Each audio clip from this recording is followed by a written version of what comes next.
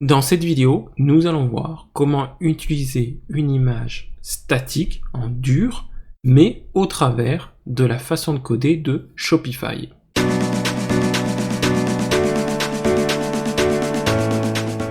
Vous l'avez remarqué, notamment depuis le Shopify Theme Editor, la majorité des images, si ce n'est toutes les images, proviennent de nos données dynamiques, celles qu'on définit dans les schémas, et qu'on vient chercher ici par exemple comme ça. Mais il peut arriver que l'image que vous voulez utiliser soit fixe et non personnalisable. Mais il ne faudrait pas mettre cette image dans les assets, comme on pourrait le faire pour du CSS ou pour une fonte. Déjà parce que ce n'est pas une bonne façon d'organiser son code, et ça ne ferait qu'alourdir le dépôt de code avec des assets, mais surtout parce que cette image, on voudrait qu'elle soit délivrée par le CDN de Shopify, mais qu'en plus, on puisse la retrouver dans notre galerie.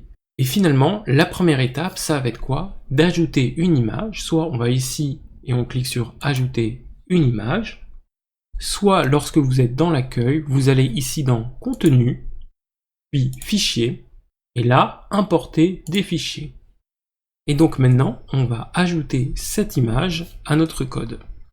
Alors je ne vais pas créer une section, je vais aller faire très simple, aller dans le thème.liquid, et en dessous du head, aller dans body, et ici nous allons rajouter notre image. Donc ici dans notre alt, on va juste mettre Adidas. Donc on a une largeur de 600 pixels et une hauteur de 337. Et ici, à la place de faire, je ne sais pas, par exemple, /image/adidas.wp, eh bien, on va ouvrir du liquide, on va utiliser le nom de notre image, donc c'était adidas.wp, et on va faire file URL. Donc ça va venir construire notre URL à partir du nom de notre fichier. On enregistre, et on voit bien notre image qui apparaît à l'écran.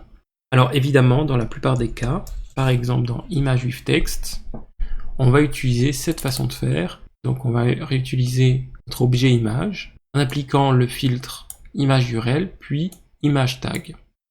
Et si vous avez envie d'utiliser une image en dur, n'hésitez pas à utiliser le filtre file URL plutôt que de mettre votre image dans vos assets.